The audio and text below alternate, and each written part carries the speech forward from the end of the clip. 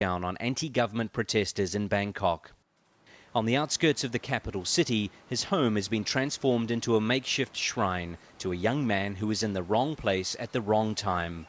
Pansak now spends much of his time on the internet trying to find out why an apparently unarmed person was killed by, he alleges, the army. He was unarmed. The only thing he had on him was his cell phone and a helmet. They were the only things found next to his body. The images of soldiers firing live rounds on the streets of Bangkok are still fresh in the minds of most Thais. They came out to disperse the red shirts who tried to force the government out. The administration of Prime Minister Abhisit Wetchachiwa survived and is now preparing for an election sometime in the next few months. It maintains its soldiers didn't kill any innocent civilians. We are not to be blamed. We didn't initiate the use of weapons on any civilians at all. This is what we stand. The soldiers only defend themselves. Since the crackdown, the government's Department of Special Investigation has only come up with a few details publicly about some of the more than 90 deaths. The government also set up a Truth and Reconciliation Commission to look into the violence. Its first report was due in January. Nothing was released. The wait is too long for families of the victims, some of whom are conducting their own searches for the truth. Pansak also wants the government to say sorry for the death of his son. He's not expecting to receive either. Wayne Hay, Al Jazeera, Bangkok.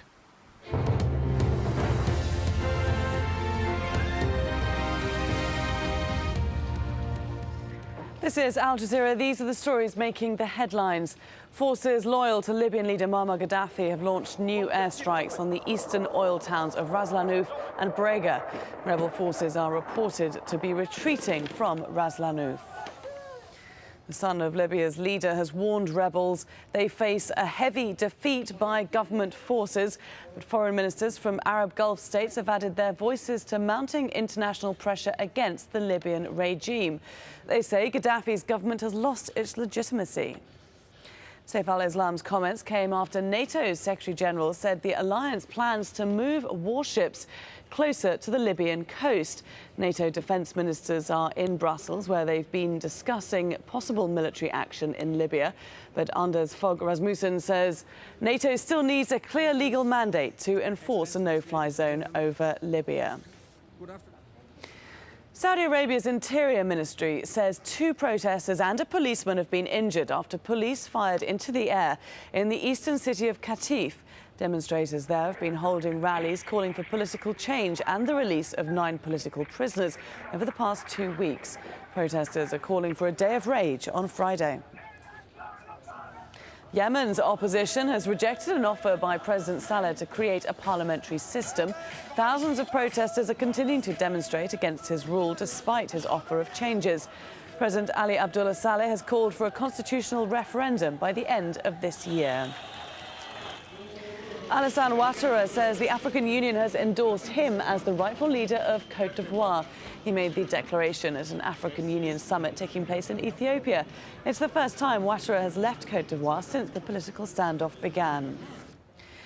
The U.S. state of Wisconsin has pushed through a Republican plan to curb the union rights of public sector workers. The contentious measure to address budget deficits follows weeks of angry protests. The state governor has promised to quickly sign the bill into law. Similar reforms are being considered in several other states. A congressional hearing in the U.S. into radicalization of America's Muslims has led to widespread accusations of Islamophobia. But Republican Congressman Peter King says the purpose of the hearing is to inform, not inflame. People in Power is next.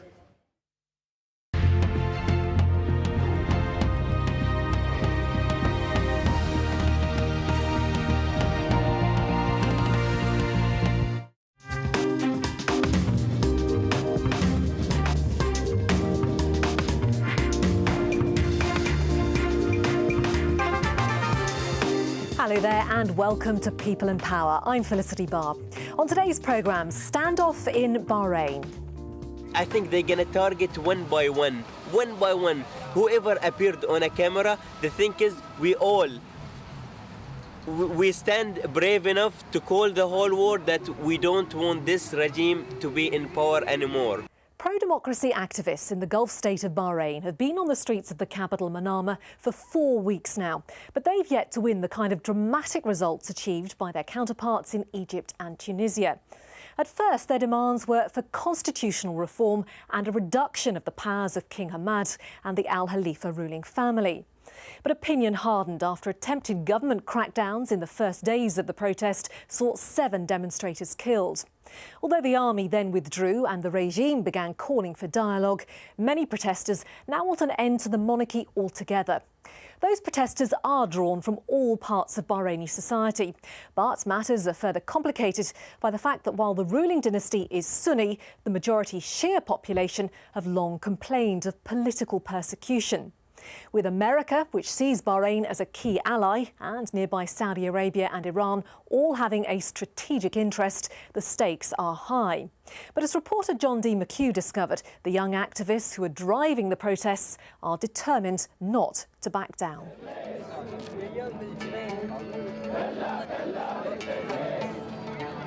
Since February 14th, following the fall of presidents of Egypt and Tunisia, thousands of protesters have been gathering at Bahrain's Pearl Roundabout, also known as Lulu Roundabout.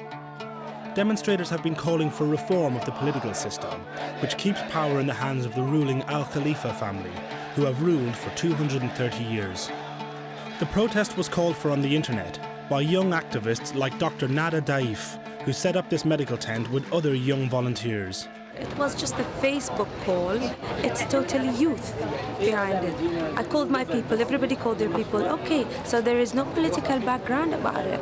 Let's go in the streets and let's demand for our rights. This is our golden chance. It's the time. It's time we grab it. Either we grab it now or never. This is the February 14th movement.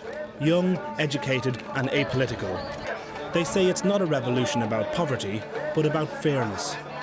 3 days later, people were still sleeping at the roundabout. Then, everything changed.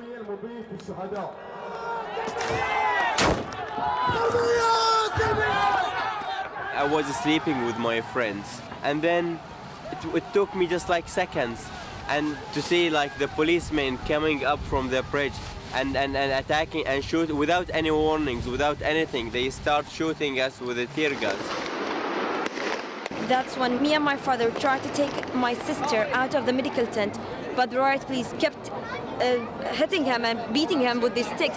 And one of the riot police, the other one, was shouting at my face, and the third one was threw a tear gas under my legs.